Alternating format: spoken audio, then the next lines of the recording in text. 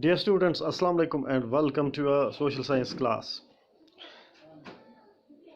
We are reading maps, and today we will be discussing the components of maps.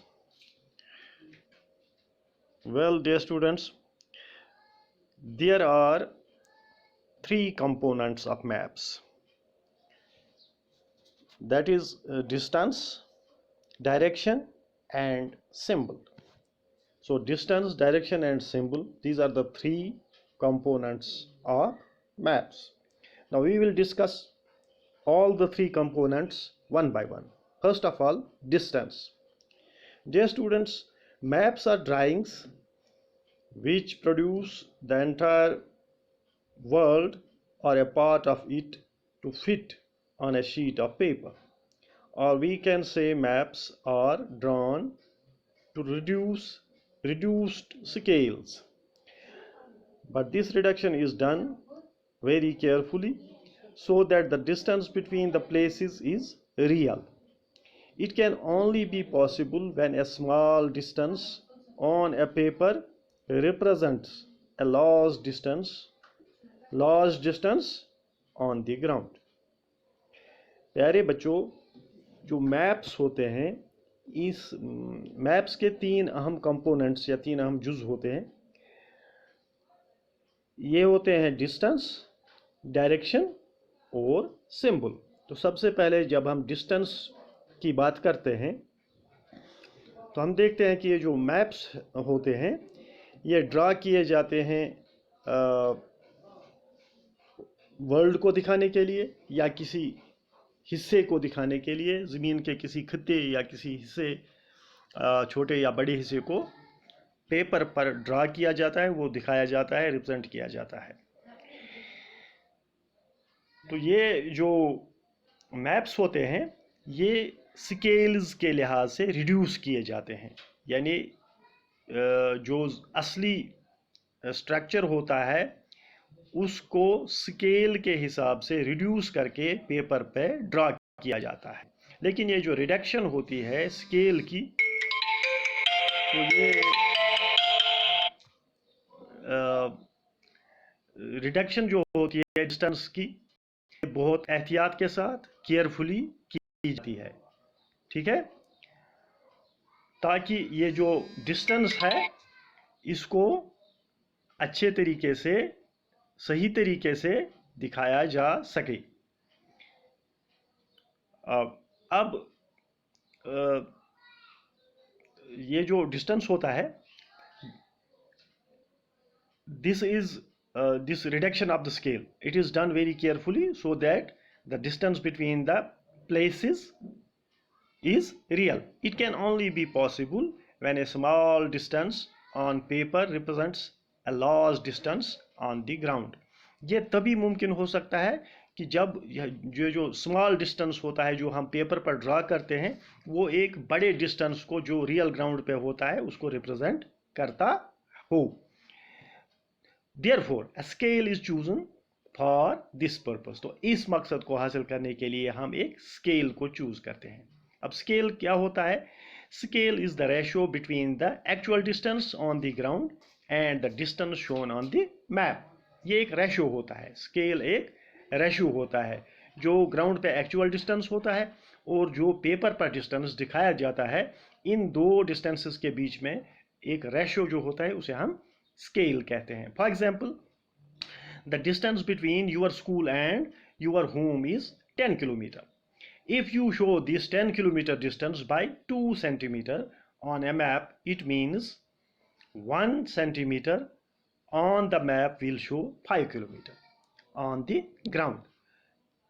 Do you understand? Okay. अगर आपके school से घर तक 10 kilometre का फासला है तो जब आप स्केल पर ये मैप ड्रा करेंगे पेपर पर, तो ये जो स्केल है आप 10 किलोमीटर को 2 सेंटीमीटर से रिप्रेजेंट करेंगे. तो इसका मतलब है 1 सेंटीमीटर होगा बराबर 5 किलोमीटर के. तो इस तरह से हम ये जो स्केल है ये बनाते हैं. The scale of your drawing will be 1 centimeter equal to 5 kilometer. Thus, scale is very important in any map. If you know the scale, you will be able to calculate the distance between any two places of a map. तो map पर जो scale दिया गया होता है, जब आप उसको अच्छी तरह से अंडरस्टैंड करेंगे तो आप दो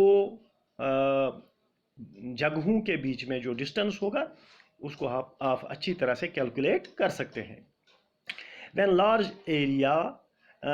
areas like continents or countries are to be shown on a paper, then we use a small scale. For example, 5 centimeter on the map shows 500 kilometer of the ground. It is called a small scale map. तो ये जो scale होता है, जब हम बड़े areas को जैसे कॉन्टिनेंट्स को या कंट्रीज को जब हम पेपर पर ड्रा करते हैं तो उस पेपर पर, उस मैप पर जो स्केल होता है वहाँ पे हम स्मॉल स्केल मैप यूज़ करते हैं, स्मॉल स्केल मैप बनाते हैं हम. तो जिसमें हम 5 सेंटीमीटर को 500 किलोमीटर के बराबर दिखाते हैं. यानी जो एक्चुअल ग्राउंड पर 500 किलोमीटर का फासला होता है, डिस्टेंस होता है, उसको हम स्केल पर 5 सेंटीमीटर से रिप्रेजेंट करते हैं. तो इस तरह के मैप को हम कहते हैं small scale map. When a small area like your village or town is to be shown on paper, then we use a large scale map. That is 5 centimeter on the map shows 500 meters only on the ground. This type of map is called a large scale map. तो इसके बरक्स जब हमें कोई area, छोटा area दिखाना हो, map पर draw करना हो, जैसे मसलन आपका विलेज हो या टाउन हो, तो वहाँ पे हम लार्ज स्केल मैप यूज़ करते हैं. तो लार्ज स्केल मैप पर हम 5 सेंटीमीटर को 500 मीटर ग्राउंड का डिस्टेंस जो है रिप्रेजेंट करने के लिए यूज़ करते हैं. वहाँ पे हम 500 मीटर्स को 5 सेंटीमीटर से रिप्रेजेंट करते हैं. तो इस तरह के मैप को हम लार्ज स्केल मैप कहते हैं. So large scale maps are, they give more information than small scale maps. ठीक है, इस पर ज़्यादा इंफॉर्मेशन होगी इस एरिया के बारे में जो लार्ज स्केल मैप होगा. तो स्मॉल स्केल मैप जो होगा उस पर इतनी ज़्यादा इंफॉर्मेशन नहीं, डिटेल्ड इंफॉर्मेशन नहीं हो सकती. Now the next component is direction. Direction क्या होता है? Most maps contain an arrow marked with the letter N at the upper right hand corner. This arrow shows the north direction. It is called the north line. When you know the north, you can find out other directions. For example, east, west and south. There are four major directions. तो map के ऊपर एक line हम बनाते हैं, उसके corner पर उस पर हम एन लिखते हैं. एन का मतलब है नॉर्थ, तो वो हमें नॉर्थ डायरेक्शन दिखाता है. तो जब हमें नॉर्थ का पता चलता है, ये मैप के ऊपर की तरफ होता है, तो उससे हम बाकी जो डायरेक्शंस होती हैं जैसे वेस्ट है, ईस्ट है और साउथ है, उसको हम आसानी से फाइंड आउट कर सकते हैं. North, south, east and west, they are the major directions. अब 4 मेजर डायरेक्शंस हैं, north, south, east and west. These are the 4 major directions. They are called cardinal points. इनको हम cardinal points कहते हैं. ठीक. Other 4 intermediate directions are northeast, southeast, southwest and northwest. We can locate any place more accurately with the help of these intermediate directions. So जो cardinal directions हैं 4, इनके अलावा और 4 डायरेक्शंस हैं जिनको हम कहते हैं इंटरमीडिएट डायरेक्शंस. तो ये इंटरमीडिएट डायरेक्शंस क्या है? नॉर्थ वेस्ट और नॉर्थ ईस्ट, साउथ वेस्ट और साउथ ईस्ट. तो इस तरह से हम ये डायरेक्शंस जो हैं इनको हम एक्यूरेटली जो है किसी प्लेस को इनके ज़रिए से हम लोकेट कर सकते हैं. So find out following directions from the figure 1. The direction of the community centre, the play ground from Vikas house, direction of school from shops. ये जो नक्शा बनाया गया है आपके इस बुक पर, तो यहाँ पे जो नक्शा है ऊपर, तो यहाँ पे है ये विकास हाउस है, हाँ, ये स्कूल की डायरेक्शन है, प्ले ग्राउंड है, कम्युनिटी सेंटर है। तो आप ऊपर की तरफ देख सकते हैं एरो है, वो है नॉर्थ। तो इस नॉर्थ को आप जहन में रखेंगे, फिर बाकी डायरेक्शन जो हैं आप उनका तयन करेंगे। फिर आप ये जो इसमें प्लेसेस दिखाई गई हैं, मुख्तलिफ प्लेसेस, जैसे इधर कम्युनिटी सेंटर है, हैं, आपको बताना है कि कम्युनिटी सेंटर जो है किस डायरेक्शन में है, या प्ले ग्राउंड किस डायरेक्शन में है, या आपको बताना है स्कूल किस डायरेक्शन में है, या फिर बताना है ये जो विकास हाउस है तो ये कहाँ पे वाक़ा है। तो जब आपको मालूम होगा डायरेक्शंस के बारे में, तो फिर आप किसी भी जगह का तयन कर सकते हैं कि वो किस जगह पे मौजूद है या कहाँ पे सिचुएटेड है। तो आपको इसके लिए सबसे पहले क्या करना है कि ये डायरेक्शन जो है ये आपको जहन में रखनी है, और मैप का जो ऊपर वाला साइड होता है नॉर्थ, वो नॉर्थ होता है, वहाँ पे एन लिखा होता है, तो उसका मतलब वो रिप्रेजेंट करता है नॉर्थ को। उसके हिसाब से आप बाकी डायरेक्शन जो है उनको जो है उनका तयन कर सकते हैं, और बाद में किसी भी जगह का आप वो महल्ले को या किसी जगह की सिचुएशन जो है वो कैलकुलेट कर सकते हैं। तो प्यारे बच्चों, इसके अलावा जो